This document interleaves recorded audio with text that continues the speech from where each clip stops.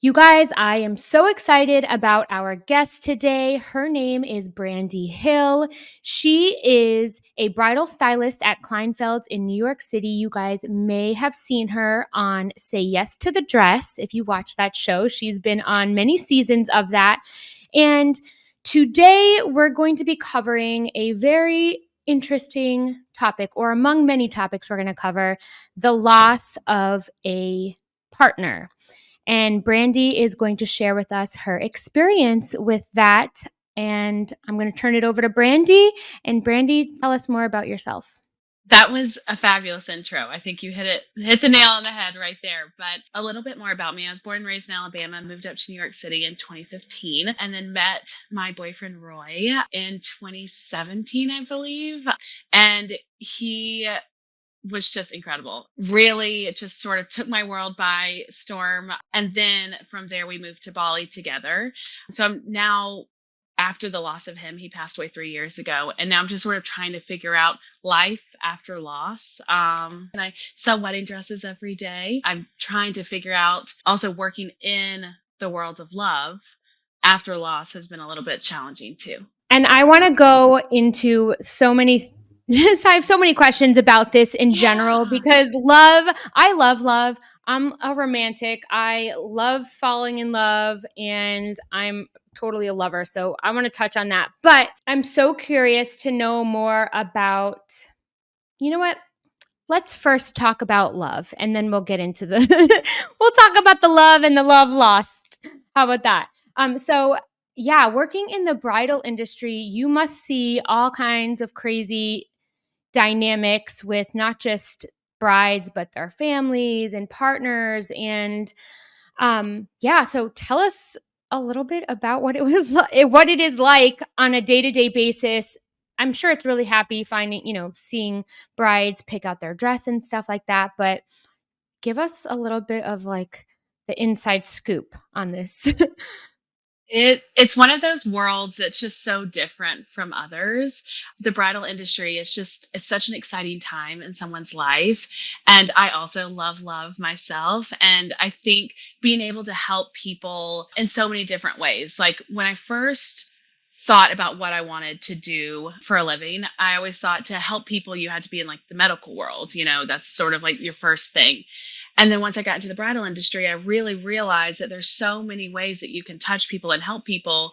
And that has transitioned into bridal and being able just to work with people. You get to see so many different dynamic of not just the bride, but like the family and the partnership. And you almost sort of become a part of their family too, because it's such a big, exciting time. And really being able to get to see the moment that they walk in the door and like getting to know them and asking what they're looking for and how they envision themselves on their wedding day and then getting to know about their partner and their family. It's really an exciting time and I absolutely adore my job. So I'm very lucky that I get to do what I do. And I'm not sure, is that show over now or? Actually, we are about to air another season this month. I feel like it's coming out in the next week or so. But yeah, sometime in April, we're doing another season. So I think we're on like 20, 25 seasons maybe. Wow, yeah, that's Um, crazy. yeah. Yeah, I I know. started season 19, so it's been a while.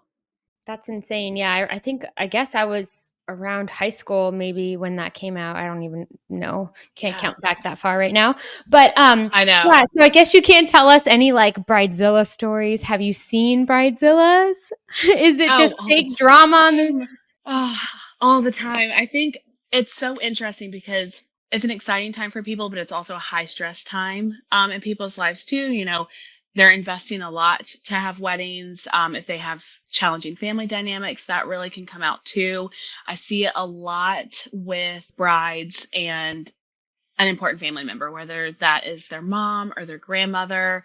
And it's challenging. I mean, I have so many bridezilla stories. I have so many amazing stories too. I feel like the good stories pop into my head before some of the bridezilla stories, but let me think about some bridezilla stories and I definitely will get those to you. But I remember, can I tell you a story about one of my favorite Yes. bride stories? I was gonna say, tell us one of your favorite, like, great ones and one of the worst ones. Yeah. Okay. Perfect. Perfect.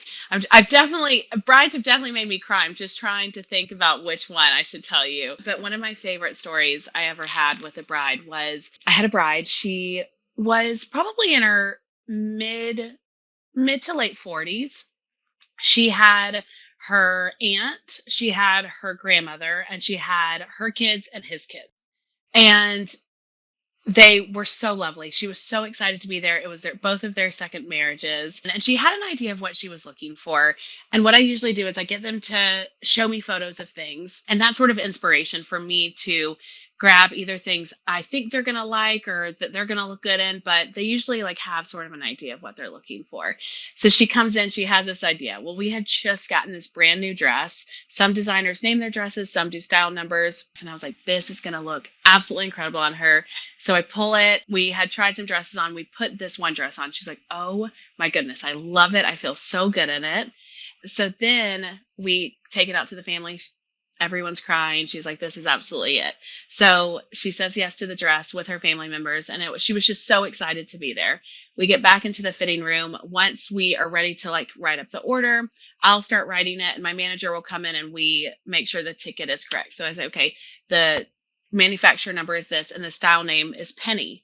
And the bride just starts sobbing. And I was like, are you okay? And she's like, my mom's name was Penny. I still have the chills, and this probably happened like 6 years ago. My mom's name was Penny. She passed away. And I actually met my fiance in the hospital that she had passed away, and he was like working in the hospital. Wow. And I just like, I get like teary eyed even just thinking about it because those, in that moment, it's like she's in the exact place she's supposed to be with the exact person she's supposed to be with in the wedding dress she's supposed to marry him in. And that was just like one of my favorite stories. That's so cute. I love that story. I do too. It's one of my favorites. I want to switch gears and we can come back to the bride stories, but I Totally. was so interested in hearing your story because I actually have a good friend of mine. I haven't heard exactly the story of what happened with you and your partner, but a good friend of mine lost her partner suddenly, unexpectedly, I think about a year ago. And I can't imagine what that is like. Obviously I've never been through that.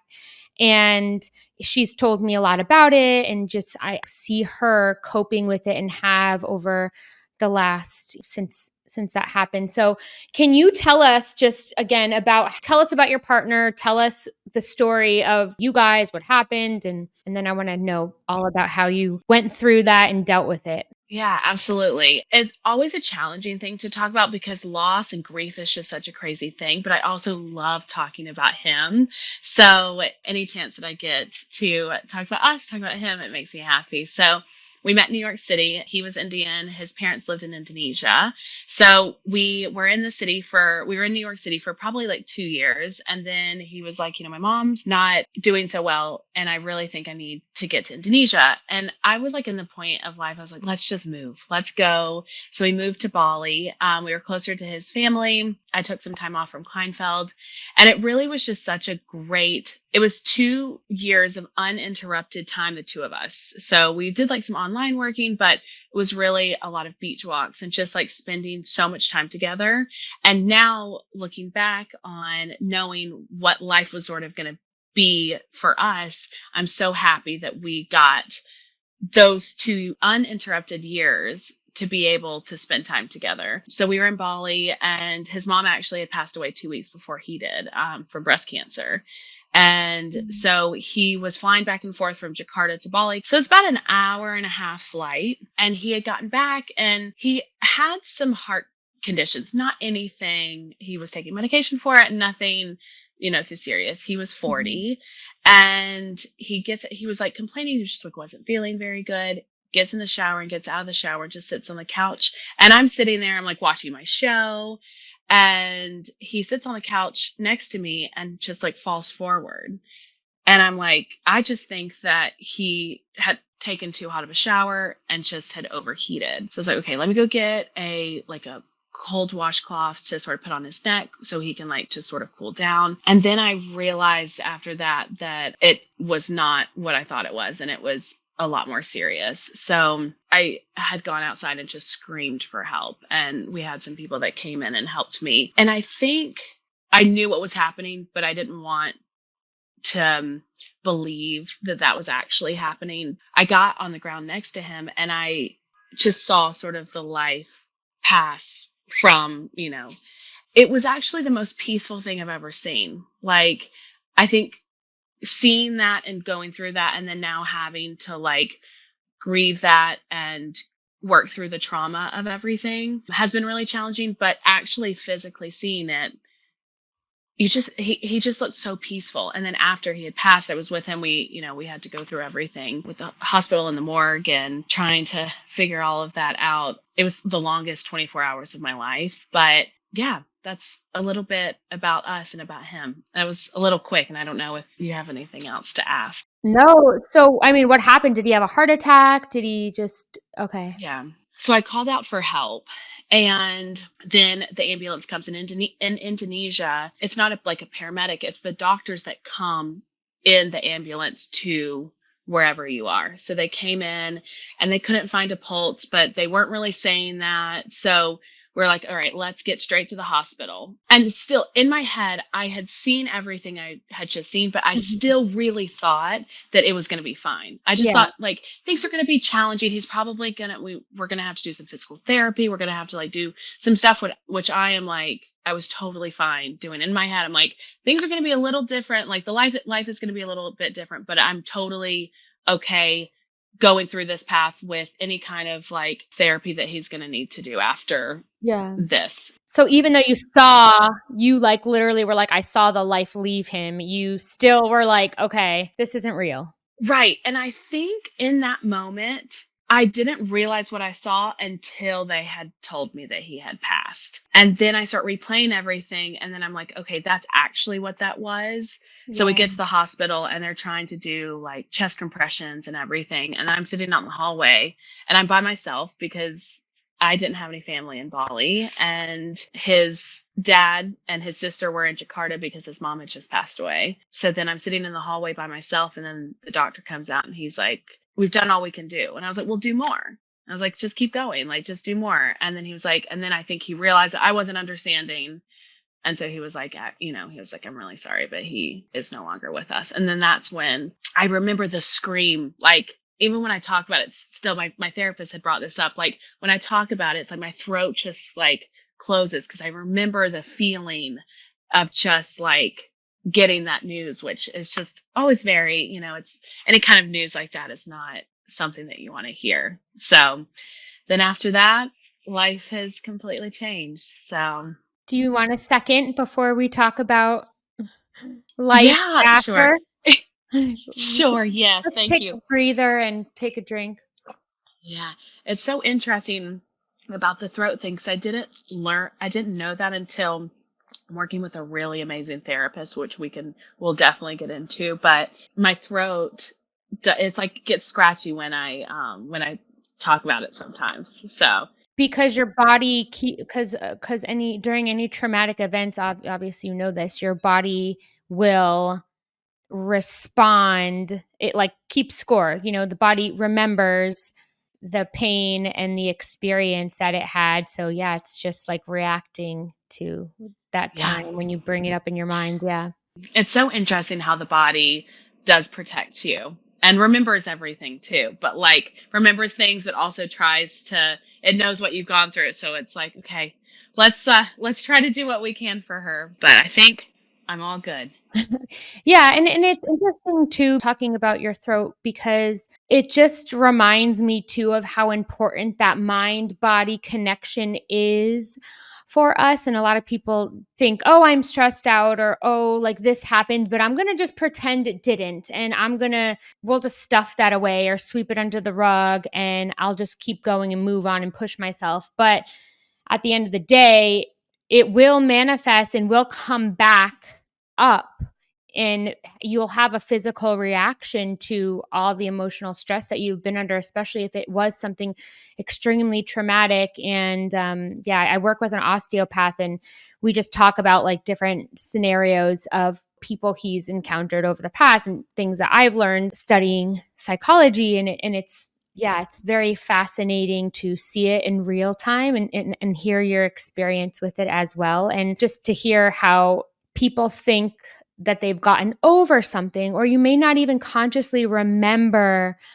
a reaction that you have in your body, or like the weight that the stress of an experience had on you emotionally and mentally, until it starts manifesting in your body physically. And then if you are doing therapy, or you're doing work, or whether you're not, it's going to come up either way. But when you do the therapy, you're able to then learn how to process through it in a way that's manageable, and yeah, release it and cope with it. So I love that you've been through therapy on that. So let's talk about what your journey was like after experiencing something so intense and so devastating, because I was trying not to cry just even thinking about it, you know?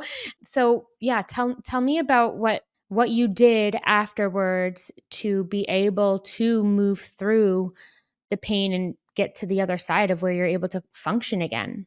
It's so interesting what you just said about how the body protects you and how the things that you have gone through, if you do sort of push them down and you don't realize, start like working on those things. Because after he had passed, I have always been like everyone's hype girl, and I've always been so excited. And I do this at work where it's like, no matter what I'm going through, I'm always just so excited for my brides and for my people.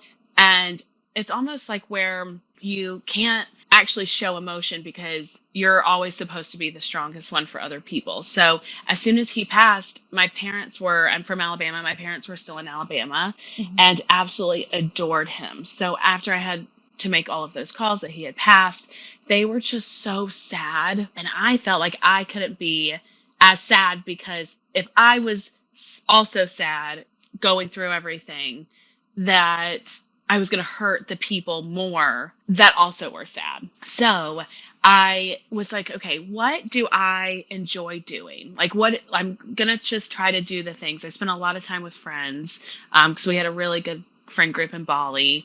I tried to work out as much as I could. I did yoga, breath work, I think was a huge thing that actually saved me.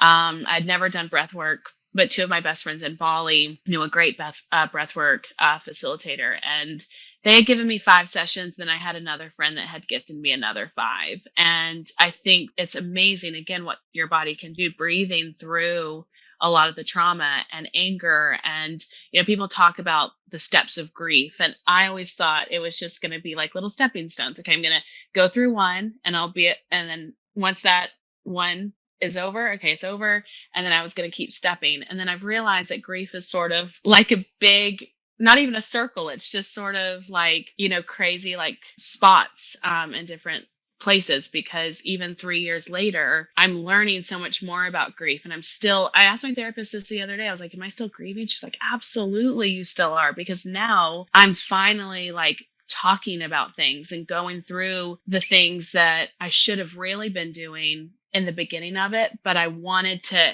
act like I was okay and everything was fine, when in reality it wasn't. And I was actually in one of the darkest places I've ever been, probably six months or a year out from his passing. And now 3 years later, I'm finally going through the things that I should have been doing after he passed. But there are no rules after you've lost someone. There's no handbook. People can talk about, oh, you should be doing this or do this and do this, but everyone goes through something different.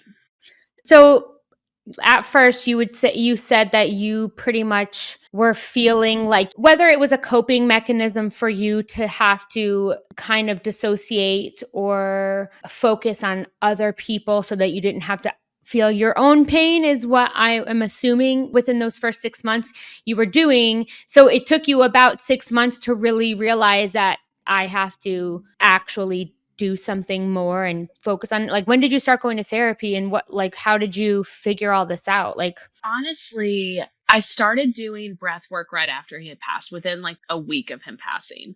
And that really helped. And we did a lot of talking through that as well. And I started seeing a therapist when I was probably in the darkest point, and I knew I needed help. And I knew I was in a really bad place. And so I was like, okay, I know I need to go to therapy. So then I started with a therapist, and she was so lovely. But now, 3 years out, I just started with a new therapist about 2 months ago. And this is now when I feel like I'm digging deeper than I ever have been. So, Yeah, and that's great because I think with therapy, you actually need the right therapist, but maybe you just weren't ready to deal with, you weren't ready to go deeper maybe, and that's why you were with a therapist that didn't take you deeper, who knows? yeah, I think you're right. I definitely wasn't ready. I would talk about him, but I wouldn't talk about the harder stuff that I went through. Like I would talk about like quickly like go through like what happened to us, but it wasn't anything like digging as deep as I have been digging recently. Because I think you can't force something that you're not ready for. And I wasn't ready to dig deep and do a lot of healing. And now, 3 years out, I feel like he was such an amazing person that I know he would want me to be happy and feeling better and in a better life than I was right after he had passed. And what would you say, like, for other people that might be struggling with this kind of experience or who maybe haven't dealt with it or haven't been open to exploring maybe what options are out there? Like, how would you suggest someone start or what might they try to be able to cope or move through some of the emotions or the pain that you feel from not having that person around anymore or thinking you can't live or actually what the guilt that some people probably Mhm. also feel to move on or to be happy afterwards. Like, how for you have you been able to navigate through that? I think what I needed to hear was don't give up, like just keep going. Because as far as coping mechanisms, there's healthy coping mechanisms and really unhealthy coping mechanisms. And I think I dove deep into some of the unhealthy coping mechanisms. I, had gotten into self harm, and I felt like that was the only thing that could really help. Like I could only feel anything through that. And then that's when I knew I needed help because Mhm. I was like, this is not the way to continue this. And I think really what it is like, even, I had started with a therapist who I loved, but I felt like we weren't getting super deep. And again, that probably was on me.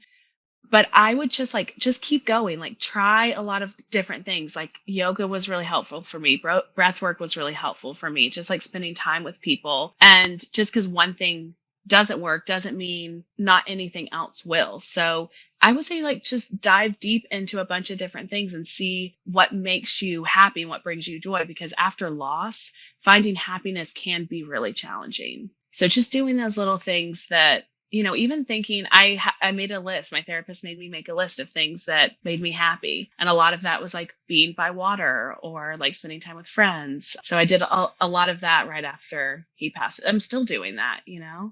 So And you're back in New York now. yes, back in New York. I said goodbye to Bali July of 2022. So he passed March of 2021. And I think for a while I wasn't ready to leave Bali because I felt like I was leaving a part of him behind. So I had stayed for a while, and it also took me time. We had a home, and so I had to go through everything of his, which took time as well. So then I finally realized that I was like ready to come back to New York, and I was still very close with the owners of Kleinfeld, and they knew everything about what had happened, and they're like, come back whenever you are ready to come back to Kleinfeld, let's do it. And I'm really thankful that I did take a little over a year off. I don't think I would have been able to get back into selling wedding dresses right after he had passed, and even a year after, it still was a little challenging. But ultimately, I love and I love helping people, and I'm really happy that I'm back in New York and back at Kleinfeld.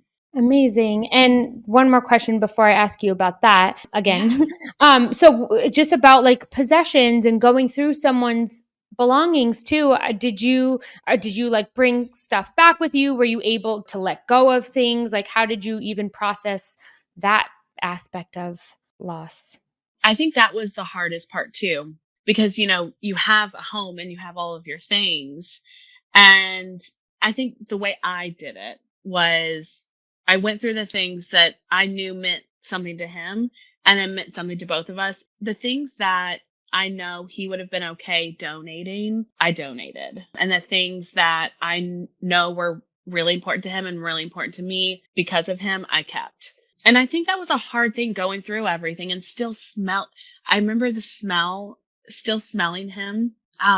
This actually, I was in Miami last weekend, and we were at a hotel chain that he had taken me to, but in Paris. And I get on the elevator in a hotel that we had been at before, just in a different city, and instantly I smelt it was almost like he had just walked off the elevator. Mm. And it was just one of those things. It was like such a beautiful reminder because I had not smelt his smell in a while. And I think just like scents for me just really brings memories back. And after he had passed, you could still almost smell him on his clothes. And I think that was a challenging part. But yeah, going through everything, it's like you don't want to get rid of anything, but at some point you do have to continue. You have to move on. And I moved out of that home and got my own little apartment, and I just knew I needed some newness because I was in the home for about a month without him, and it was really hard. You do these things with someone for so long. You have a routine with someone when you're with someone for years.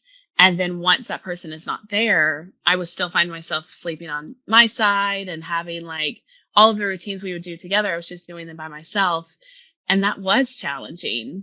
But then I started finding joy and like thoughtfulness in doing those things by myself, or just trying to find joy in those things. So Well, you are a strong person, Brandy, to be able to find yourself again and move through all that tragic loss that you experienced. Because again, can't imagine that. And I commend you for being so strong. And now that you're on the other side of it and you've gotten back into something that you love and found your groove again working, how was that experience coming back to work and seeing other people in love? Does it give you hope? I mean, I don't know if you yeah, you are can ask. seeing You can ask. someone. Are you seeing someone new? Are you open to love again for yourself? Is it something that you want in the future? Like how did you cope with all the things regarding seeing other people in love, and then how do you feel about yourself being in another love relationship? It's so interesting you asked that because my therapist asked me that last week. I again love love, and I think that I thought Roy was going to be my end all be all, and I just knew we were going to be together forever. The universe had different plans, so now the way I think about love is that like this is the bar. Roy has set the bar here, and I'm very single, trying to do the dating thing. Dating in New York is an interesting thing, but I'm trying to put myself out there. I do want to find a companion. I want to find a life partner, but I also don't want to ever settle for anything less than I already know that I have had and that I deserve. So Mhm, until I can find someone that meets and or exceeds the bar that Roy has set, then I'm mhm, really happy by myself. And I think it took me a while to really find happiness in being alone, especially when you're with someone for years and you're used to having somebody. It does get lonely. And now I'm like finding joy in that. I'm finding joy in like being able to like really do whatever I want for now until I'm able to meet somebody. But yeah, dating it's been interesting, especially because I'm 31 and I feel like a lot of people you hear more people that are widowers, in their like later in life. So as a 31-year-old trying to date as a widower or, someone that's lost somebody, it does make the dating world a little bit different because, not everyone has gone through something that I've gone through. So just also finding someone that can understand that as well. and when you are dating people, do you bring that up, or have you not gotten comfortable enough with somebody or close enough to someone to discuss your past experience with them? Honestly, I don't know if this is right or wrong. I do it on the first date. So I just sort of like to explain to people like who I am, what I've gone through, because I also think that even 3 years out, 10 years out, 20 years out, you're still going to miss and grieve the person that you were with and the person you were and like the life you thought you were going to have that also is now different. So I usually bring it up on the first date just because I just sort of want them to know like, this is me, this is what what I've gone through. There could be days that I might be really sad over someone you don't know, and also trying to find a compassionate person. I think that's a big thing for me. Yeah. Hey, do what you feel comfortable doing. Yeah. And I think too, like if someone can understand loss, because, not everyone might understand losing a partner, but I think, a lot of people do understand some kind of loss. So having compassion to other people and just being patient because, like, I mean, again, grief is just like a crazy roller coaster that some days it's like, oh, I'm feeling amazing. And then some days it just hits you like a ton of bricks and you just like barely can get out of bed.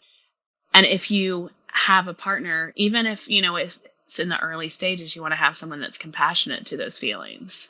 Yeah. And you're right. I was thinking about this before and we started talking about something else, but despite the what you've experienced is just something completely different, but even losing a partner when you break up, a lot of times like it can feel in ways like a death. It is a death to a life that you had with somebody. Obviously yours is more extreme than that, but I think everybody, whether they've been in this specific scenario or not, can understand what it feels like to be grieving or to lose something. So whether you've lost someone or not, your outlook and your experience being able to find happiness again and move on is something that's so important and amazing. Thanks for sharing that part of your life with us. Course. I always say this too about any kind of grief because you bring up if a relationship ends. I remember feeling because I have gone through breakups and I've also gone through loss. And for me, it was almost easier to go through the loss, the grief of loss, than almost a breakup because I know when he passed the night before, we had like the best day together. And like when he passed, I know how he was feeling about me. When you Mhm. break up, those feelings are like all over the place. And I definitely think that feeling grief and loss and trying to find happiness after a breakup is just as challenging, just as hard for sure.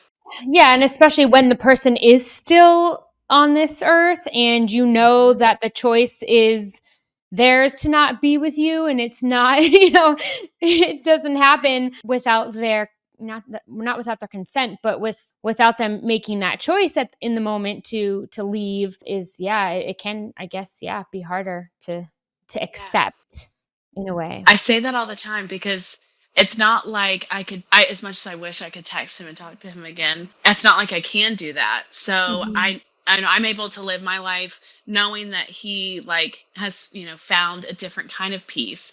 He's not, like walking and doing all these things and still having a different life. I think that would be really hard to know that. Yeah. So, yeah. I think we've all experienced a breakup or heartbreak, I should say, most of us. So, again, thank you for sharing that. And then, so like we were just discussing, being able to find yourself and being able to start life again and feel good about yourself, whether you've lost someone because of a death or you lost someone because of a breakup or someone that you really loved or you thought, how many times do we hear stories about people, especially working in the bridal industry? I mean, I'm sure you've heard so many crazy stories about breakups and just betrayal and deception, as much as there are the happy times, that it can be so challenging to find yourself again or find the strength to move on. And sometimes people can't. Sometimes people experience one thing that happened 10, 20 years ago and that's the story for the rest of their life and they get stuck there and they can't move forward. So tell us more about how, you started obviously you went through therapy, you were doing self-care practices like yoga and meditation and breath work that really helped you move the pain through your body energetically. But how are you able to find yourself as far as career and being back out in the world again? How it was going back, and especially dealing with a dream, seeing women every day trying to live out their marriage and bridal dreams when that was taken from you in an instant. Tell us how you were able to be around, surrounded by that again. Right after Roy died, I think everything, it almost feels like your world blows up because you're like, what do I do? How can I possibly like go back to work or, even do like the simple things? It's just like grief, it just feels like your body is like 10 times heavier because of what you've gone through. And I remember on my darkest days when I was still doing these self-care. I was still doing breath work and I was still doing yoga and therapy and I was still struggling so bad. I think I just like woke up and I was like, you have two choices. You're either going to be like this forever and you're going to be miserable. And I almost thought about like Roy looking down and seeing how sad I was. And I was like, you have a choice of being so miserable and so sad, or you can switch it around and try to find joy in life. Like life is so exciting. There's so many things to offer, like being able to like be by the water always made me happy, or helping others. That was the whole reason why I got into the bridal world. It's like you have two choices, and I had taken like the hard choice for a while. Being happy is not an easy choice. Like I feel like it's just not something that it just snaps and you can just always be happy. But I Not really even on a realized good that. day. Right. But at 31, I'm like, I have so much more life to live. Why am I so miserable? Like, and he would never want me to be like that. And I think that was also a motivating factor. So I was trying to really think about like what I want to do, because I'm at a point that I'm in a country. The reason I'm there is because of him. Do I stay in this country? Do I go back to Bali? I mean, do I go back to New York? Do I go to Alabama? Do I go to California? Like, this is a whole new world for me because I Mhm. don't have the person that I thought I was going to have forever. So once I came back to New York, I came back to the US, I spent some time with my family and some friends in New York. And Mara and Ronnie, who are the owners of Kleinfeld, I just adore them. And I was having dinner with them and they're like, Brandi, come back. Like, come back to Kleinfeld. We love you. Your brides love you. Like, let's just, try, just try Try. to come back. So I remember the first few weeks of being back trying to sell wedding dresses. I'm so happy when my brides meet their partners and I get to hear their stories. But a sense of me too is like, I'm so jealous. Like I don't get this moment. And I'd always thought about like my say yes moment. So I was like, once we get engaged, that I was going to go back to Kleinfeld. We were going to, film an episode. My best friend was going to help me. The whole store was going to be there. And I could just see like the whole episode play out. And then it was going to be so different, obviously, now that he's gone. So being able to help brides that are so in love, and I'm secretly struggling with grief because they have no idea what I'm going through, Mhm. um, for a little bit was really hard. But now, I mean, it's not anything I talk about at work because it's their moment and they're so happy. Like sometimes people, will ask if I'm married. I'm like, oh no, maybe one day. But when I realized I wanted to go back, I really thought about just again happiness. Like, what are the things that make me happy? And helping others was such a huge thing. And being able to help women feel beautiful and feel good in their skin, there's nothing better than that. And I think that that was really like the biggest motivator, because I knew that I wanted to help people and I wanted to help them feel beautiful. And that was that was a huge reason of why I feel like I could put aside the sadness and the grief and the loss, because helping others feel good about themselves makes me happier. And that's what I was trying to find this whole time. Yeah, I was gonna say just being around people that are happy, or, being part of facilitating the happiness or a happy event sounds like the best environment to put yourself in to change your mood and to change your life experience. Yeah. Of Oh. course, you're around gorgeous wedding dresses and people that are happy, and one of those things too, it's like, going back to one day hoping to find a partner, you see how happy people are. It's like I want that again. I know what that felt like. I definitely want to find that again. And I want to be in this position where these brides are, marrying the loves of their life. So it will happen one day, but all in time.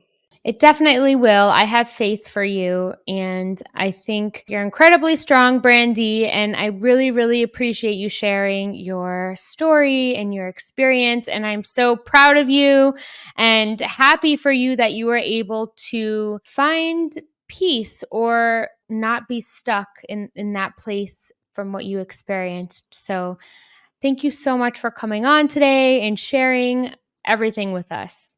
Rachel, thank you so much for giving me the platform to be able to tell my story. So I really appreciate you. And it's been so lovely chatting. Great, and I think this is gonna be a very inspiring and insightful for a lot of people. And side note, my sister, I just remembered my sister Lucy, my stepsister, and I came into Kleinfeld, and she got her dress there, her first, the You wedding dress she did? wore. Yeah. Yep. Me, her, and her Oh, mom went, yeah.